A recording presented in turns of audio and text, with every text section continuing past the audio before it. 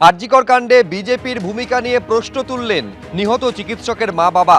বিজেপির ভূমিকা ভালো লাগছে না, কলকাতায় এসেও আমাদের সঙ্গে দেখা করলেন না অমিত শাহ, কারুর কিচ্ছু যায় আসে না। আমি শোনাবো আপনাদের আরজিকর কাণ্ডে রীতিমতন ক্ষোভ প্রকাশ করে কি বলেছেন নিহত চিকিৎসকের মা বাবা।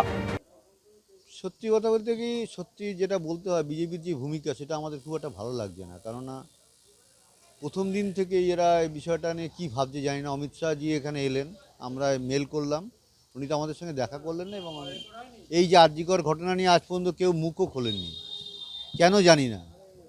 বিষয়টা পুরো তাদেরই, আমি সেই জন্যই আমরা ওদের সঙ্গে দেখা করে বিষয়টা ভালো করে বলতে চাই। অমিত শাহজির সঙ্গে দেখা করার কথা ছিল, আশা করেছিলাম যে দেখা করতে পারো, মনের অন্তত কিছু পাইবে না ভাই, মনের একটু প্রলেপ তো পড়তো, কিন্তু করেননি, সেটা তাদের ব্যাপার পুরো। এবং তার জবাব তাদেরই দিতে হয়েছে। সে তো দেখতেই পাচ্ছি, সেটা তো কোনো আলোচনা হচ্ছেই না।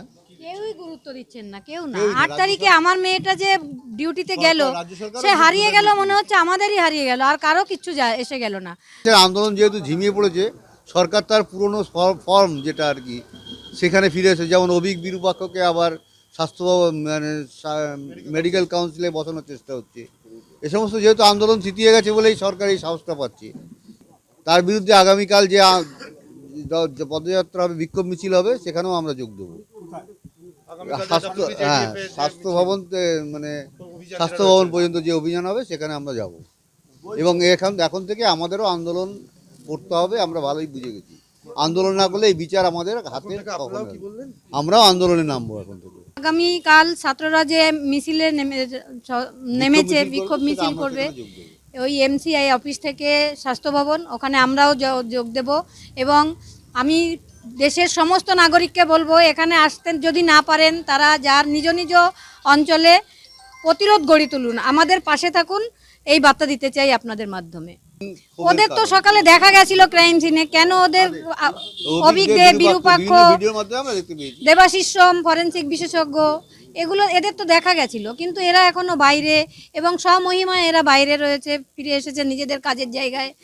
জাস্টিস ফর অভয়া পড়ে রয়েছি, তো দেখা যাক, আমরা সেই আশাতেই রয়েছি। কারণ আপনারা জানেন যে আজকে 9ই আগস্টের পরে যে প্রমাণগুলো ছিল সমস্ত লোপাট করে দেওয়া হয়েছে। 5 দিন বাদে যে সিবিআইকে দেওয়া হয়েছিল, সেই সিবিআই কতটা কি পেয়েছে প্রমাণ, কতটা সেই ইনভেস্টিগেশন এগিয়েছে আমরা জানি না, কিন্তু মনে প্রাণে আমরা এটা চাই যে বিচার পাক, আমাদের অভয়া বাবা মাও বিচার পাক। আমি এটাই বলবো যে আপনি মানে কি বলবো, ভরসা হারাবেন না। মাননীয় প্রধানমন্ত্রী আছেন, মাননীয় স্বরাষ্ট্রমন্ত্রী আছেন, বিজেপি আপনার পাশেই আছেন, সব রকমভাবে যা দরকার আমরা সবসময়তেই আমাদের শীর্ষ নেতৃত্ব বলছেন, আপনি ভরসা হারাবেন না।